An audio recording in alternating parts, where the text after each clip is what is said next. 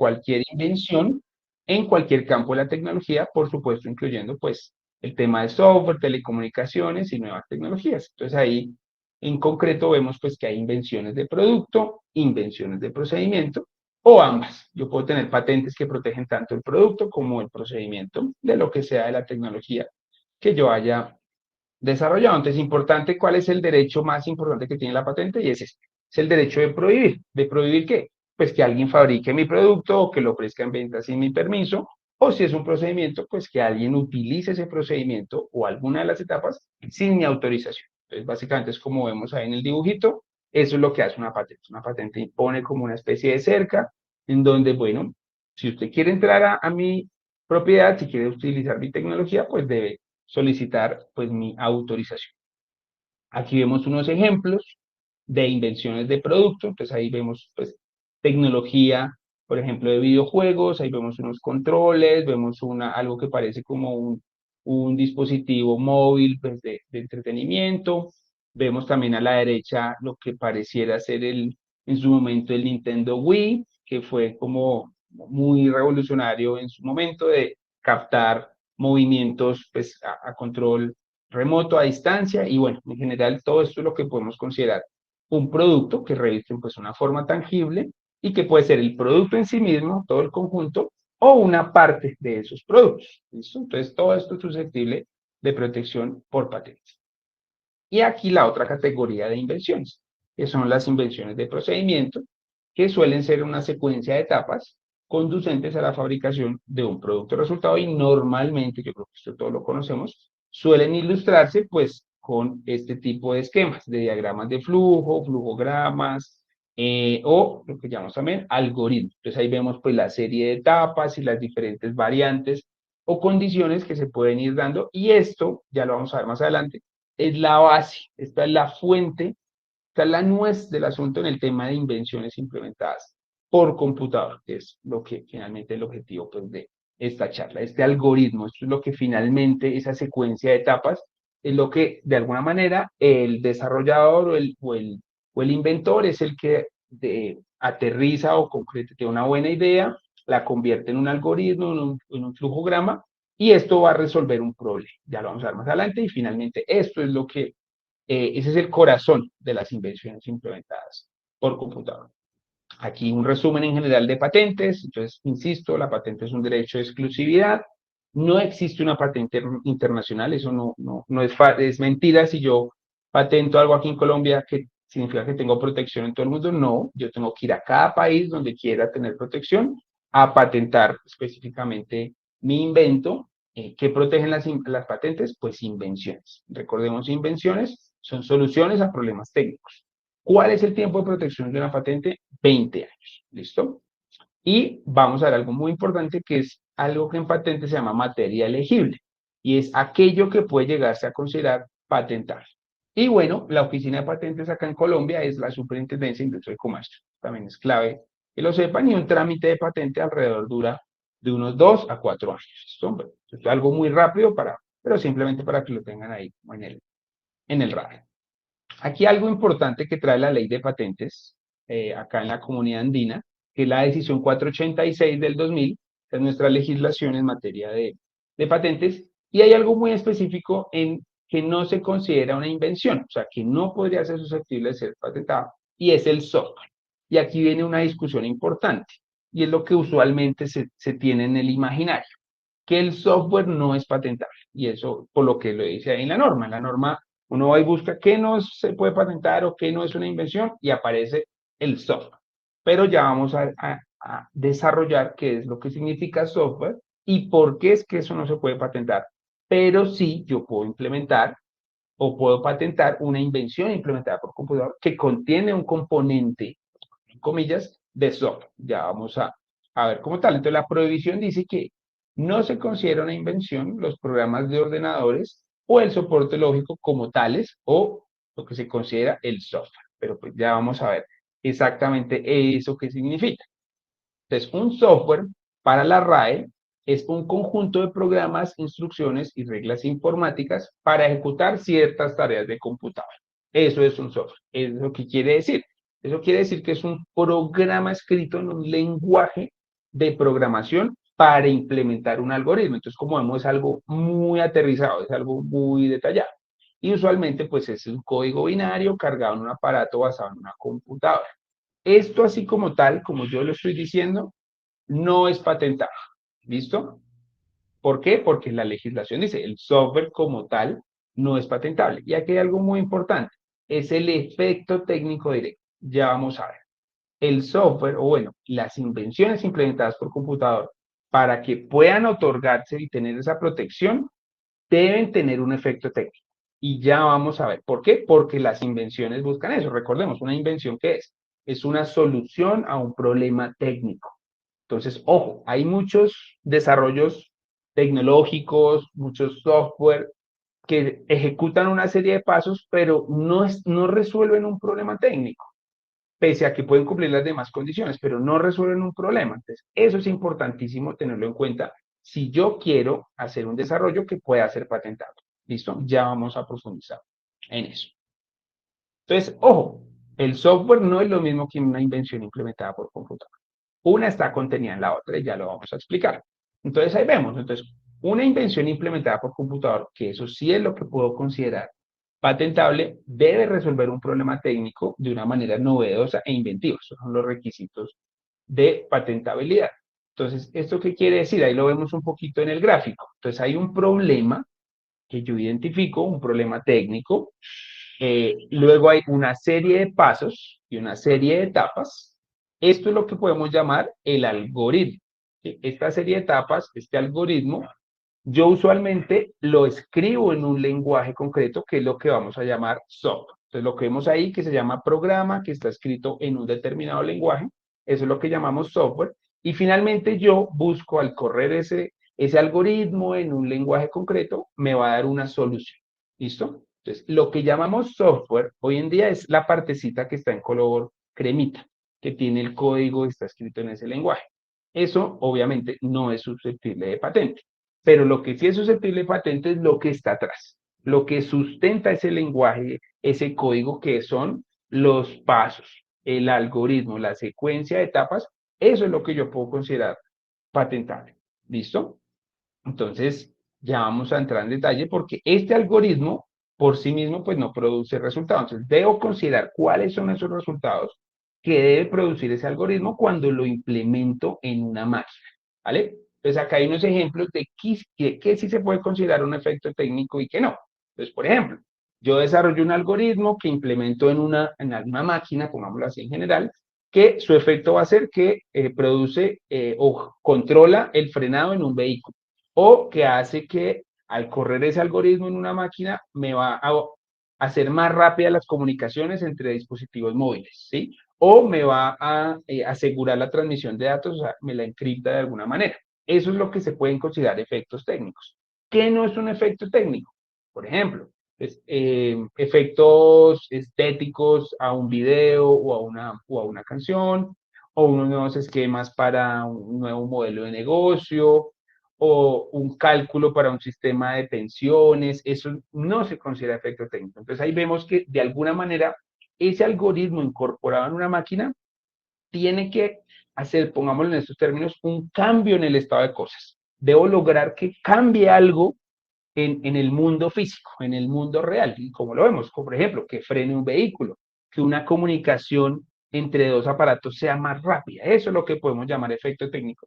Y si ese efecto técnico está presente en ese algoritmo que yo desarrollo y que implemento en una máquina, puedo considerar que mi invención es una invención implementada por computador y la puedo patentar. Como el tema ha sido tan, digamos, tan discutido porque no muchas veces se logra separar software de invención implementada por computador, y entonces lo único que nos queda es que no, si es software no se puede patentar. La Superintendencia de Industria y Comercio, como oficina de patentes, pues conociendo el problema y consciente de la situación, expidió una guía de examinación de invenciones implementadas por computador. Ahí en el link está, o en Google la pueden buscar muy fácilmente. Y allí la superintendencia hace un esfuerzo muy importante por hacer este desarrollo doctrinal, si se quiere, de qué es lo que se puede considerar una invención implementada por computador y cuáles son los requisitos para poder llegar a patentarla. Entonces aquí pues voy a leer textual como aparece la definición en esta guía, todo esto es tomado de la guía, y es una invención implementada por computador, son aquellas invenciones que para su puesta en práctica requieren la utilización de un ordenador, red informática u otro dispositivo programable electrónicamente, en los que la ejecución de al menos un programa informático en dicho dispositivo produce un efecto técnico que forma parte de la solución al problema planteado. Entonces, es lo que mencionaba. Hay un problema que yo identifico, un problema técnico, no sé, una comunicación lenta entre dos celulares. Hay un algoritmo que yo diseño, una serie de etapas, una lista de instrucciones que puede llegar a resolver ese problema. Lo uno de alguna manera a un elemento tangible, a una máquina, que es quien va a correr de ese algoritmo, y eso me va a producir un resultado, un efecto técnico, que es que sea más rápida la comunicación. Entonces, si esos elementos están presentes, estoy ante una invención implementada por computador y eso sería susceptible, lo cual es muy diferente del software y ya vamos a profundizar y ver esa diferencia. Entonces, aquí la superintendencia nos define o nos dice cuáles son los componentes de una invención implementada por computador. Entonces, nos dice que son tres grandes componentes. Entonces, un componente físico o tangible, un componente metodológico y un programa de computador, que yo creo que con lo que hemos hablado ya nos podemos ir haciendo una idea de qué es cada uno de estos elementos, pero los tres en conjunto son lo que conforma una invención implementada por computador, que no es software, es diferente, ya lo vamos a ver. Entonces, el primer elemento, ¿qué es? Pues ese componente físico. Es lo que en nuestra jerga usual podemos llamar el hardware, ¿sí? Es la máquina o ese dispositivo físico en donde voy a poner a correr el algoritmo o la serie de etapas. Entonces, ¿qué ejemplos podemos tener de un componente físico? Puede ser, como dice allí, un teléfono móvil, un celular, un smartphone, unos drones o un computador o un dispositivo con paneles solares o algún elemento físico en donde yo pueda poner a correr y a trabajar ese algoritmo. ¿Listo? Entonces ese es el primer elemento, que exista un componente físico. El segundo es el componente metodológico, que ya lo hemos dicho muchas veces. Es lo que llamamos la serie de etapas o el algoritmo. ¿Listo? Y acá lo menciona muy claramente la superintendencia. Y es ese componente metodológico, ese algoritmo, esa serie de etapas, es lo que es, ese es el fondo del asunto, ese es el desarrollo que realmente es el que resuelve ese problema técnico que yo quiero de alguna manera resolver. Y ahí lo definen como un conjunto ordenado y finito de operaciones que permite hallar la solución a un problema. Resumen, el algoritmo. La serie de etapas, eso es lo que llamamos el componente metodológico, y es el segundo elemento de una invención implementada por computador. Y un tercer elemento es lo que ya llamamos el programa de computador. ¿Qué es el programa de computador? Es lo que conocemos como software. ¿Qué es ese software? Es simplemente ese algoritmo que de alguna manera yo lo escribo en un lenguaje concreto. ¿Sí? Entonces, ¿eso qué quiere decir? Que para un mismo algoritmo, o sea, para una misma invención implementada por computador, yo puedo escribir o traducir ese algoritmo en muchos lenguajes. Y hay algunos ejemplos, C++, Java, Python, y bueno, que eso se consideran de alto nivel, hay también lenguajes de bajo nivel, pero en últimas, ese algoritmo, cuando yo lo logro escribir en varios lenguajes, cada uno de esos lenguajes en los cuales yo lo escribo, eso es lo que llamamos software. Entonces, una invención implementada por computador la puedo escribir en muchos lenguajes. Entonces, un mismo algoritmo, un mismo desarrollo puede significar mucho software y muchos derechos de autor, que eso es lo que usualmente se protege. Y eso es lo que está prohibido, comillas, proteger como patente, pero es lo que yo registro ante la autoridad del derecho de autor. Y es lo siguiente. Cuando alguien se sienta y escribe un software, escribe ese código, que ya vimos que es apenas una partecita de ese algoritmo convertido en uno solo de esos lenguajes, eso es lo que se puede ir a proteger a la Dirección Nacional de Derechos de Autor.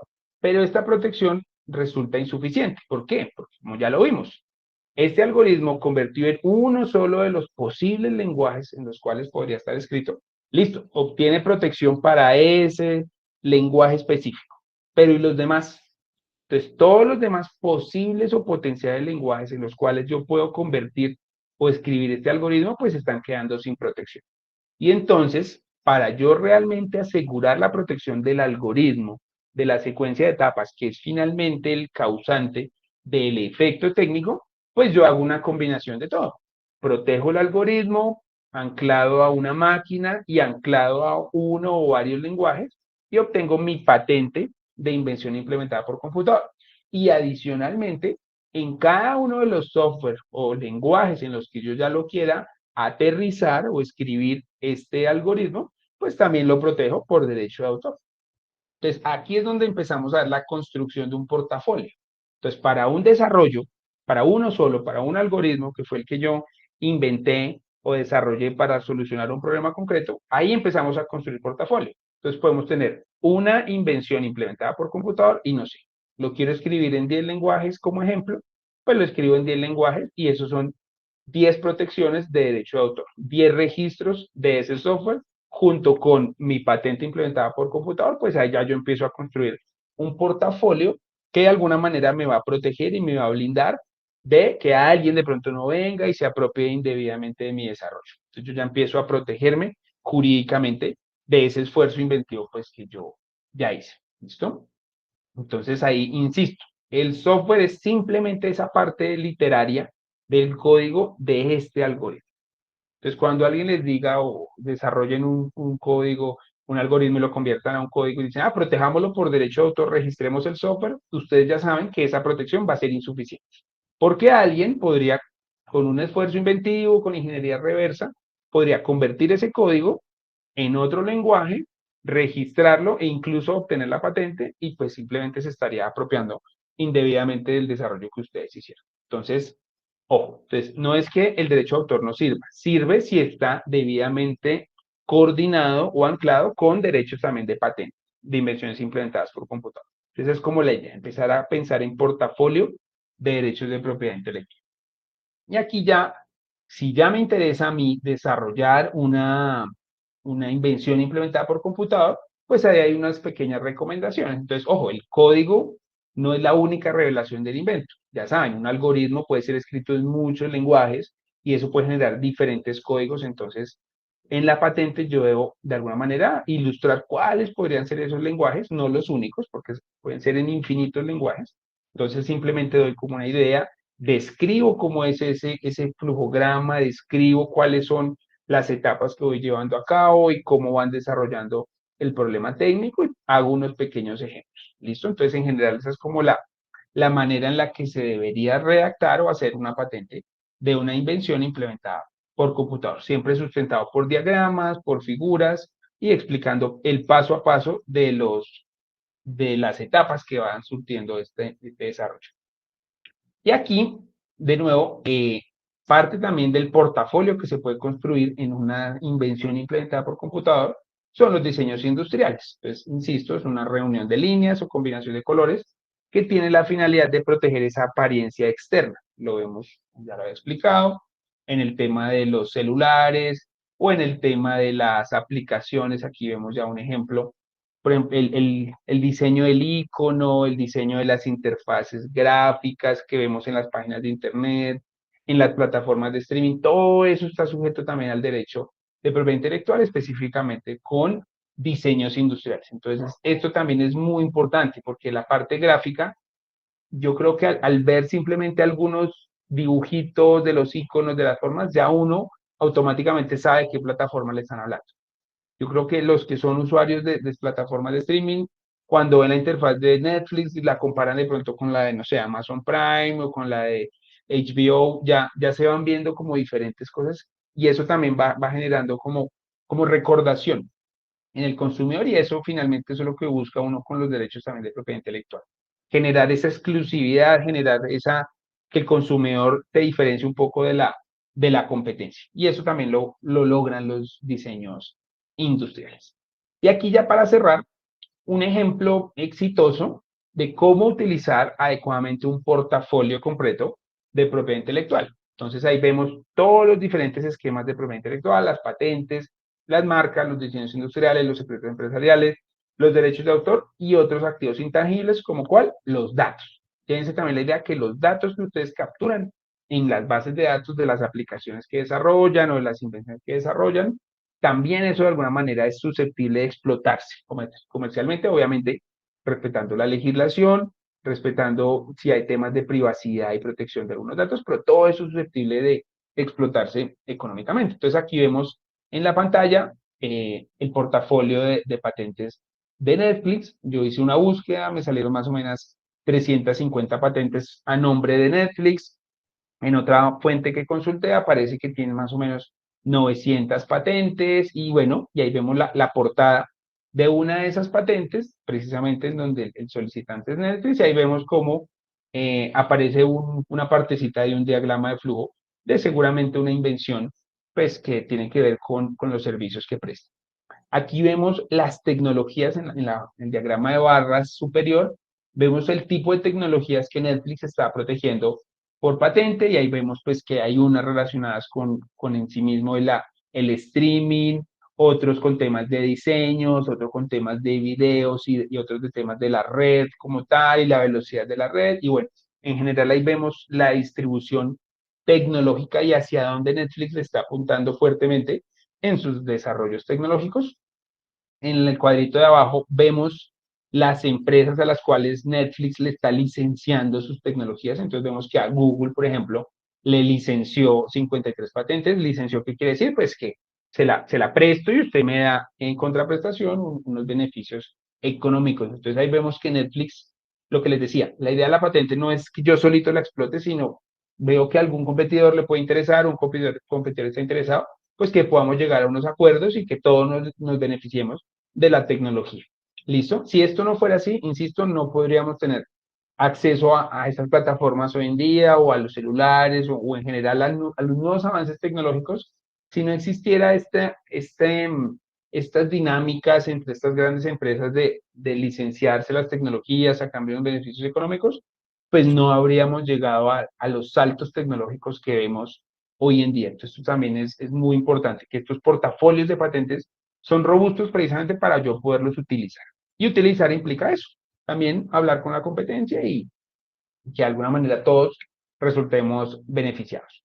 En la parte de marcas, vemos digamos, cómo ha sido ese manejo marcario, ha pasado casi por 5 diferentes estilos y diagramas, y finalmente esta marca la va anclando el consumidor se va fidelizando con la marca. Entonces también es importante ver las tendencias un poco de modernizar a veces las marcas. De pronto, si Netflix se hubiera quedado con la primera marca que vemos en la parte alta, hoy en día como que gráficamente, no sé, como que estéticamente no es tan llamativa, tan chévere, pero en cambio vemos la N de hoy en día, ya es algo más moderno, algo más como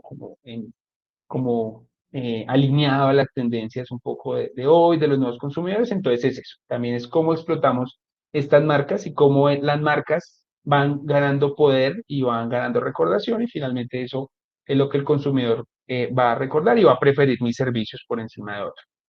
Vemos temas también de derechos de autor. Netflix también hace sus propias producciones, sus propias producciones de series, de películas, y eso, por supuesto, también está protegido por los derechos de autor. Y bueno, en general es eso, darse la idea de cómo empezar a partir de una idea. La idea, Netflix surgió la idea original fue en respuesta a Blockbuster y este tipo de modelos de negocio que era por renta digamos, de películas físicas, entonces uno iba a la tienda y rentaba la película y si no la devolvías a tiempo, entonces te daban una multa. Y bueno, en general, los que desarrollaron Netflix vieron ese problema, identificaron una situación y dijeron, vamos a cambiar el modelo y pues lo cambiron completamente. Tanto que arruinaron a Blackbuster. Blackbuster entró en quiebra y fue precisamente por la irrupción de este nuevo modelo de negocio, que al estar anclado a derechos de propiedad intelectual robustos, pues son lo que son hoy en el mercado. Y finalmente, pues esta es la conclusión. La conclusión es lograr una protección integral de los desarrollos. No solo la patente, no solo el derecho de autor, no solo la marca, sino en general, en la medida de lo posible, empezar a construir un portafolio. Un portafolio que me va a permitir eso, una protección integral. Protección a que de pronto alguien se quiera apropiar de mi tecnología, me la quiera robar, o simplemente para yo poderla utilizar y explotarla adecuadamente. Entonces, que se lleven esa idea de que hay todo un portafolio de propiedad intelectual que a partir de una muy buena idea, que si yo la logro aterrizar y la logro desarrollar, pues voy a poder obtener unos muy buenos beneficios. Y bueno, con esto aquí ya finalizo. Muchísimas gracias y pues doy paso a preguntas. Juan Pablo, adelante. Adelante. Gracias. Pues básicamente yo quería preguntar sobre el caso de Huawei versus Google, creo que es. No sé qué tan relacionado esté con esto, o mejor dicho, no he entendido muy bien como las pautas claves para poder entender el caso, entonces sería chévere como si nos pudieras ahondar un poquito ese ejemplo, pues. Del caso concreto no te voy a hablar porque pueden ser varios. Como les mostré en una gráfica, entre estos gigantes tecnológicos, todo el tiempo hay disputas legales que vemos sobre todo en Estados Unidos y en Europa. Todo el tiempo están Samsung demandando a Huawei, Huawei demandando a Apple y en general es siempre como este ir y venir. Pero en últimas, lo que te puedo decir o les puedo decir y que sí es importante y que está muy en tendencia y tiene que ver con la tecnología 5G. La tecnología 5G, y lo vimos acá en Colombia con el pleito entre Ericsson y Apple, es por eso. Entonces, hay unas, sobre todo en el sector tecnológico, hay unas, por ejemplo, la tecnología 5G.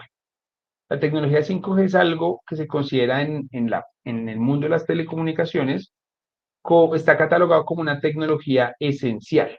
¿Qué quiere decir esencial? Que de alguna manera es importante y crea un estándar. Entonces, por ejemplo, el 5G ya se volvió un estándar tecnológicamente hablando en ese mundo de telecomunicaciones. Entonces, todos los que quieran, todos los productores de celulares, por ejemplo, que quieran tener en sus celulares que están desarrollando tecnología 5G, no se van a poner a inventarse ellos la tecnología 5G porque ya existe y está catalogada como estándar esencial.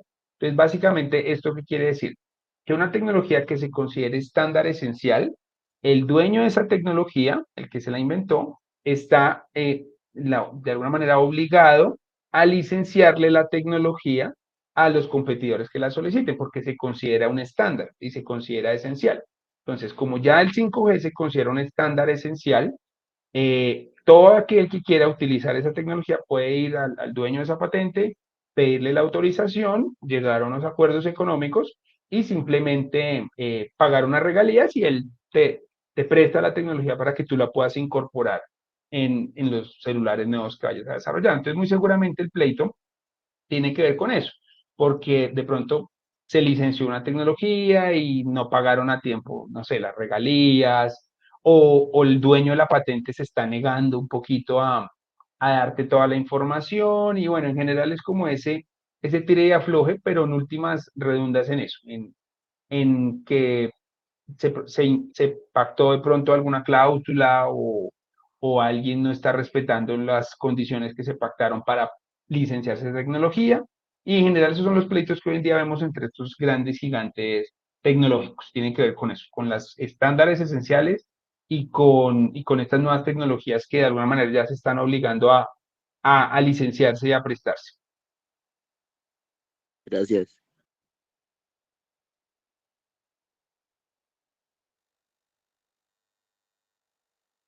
Bueno, ¿alguna otra inquietud?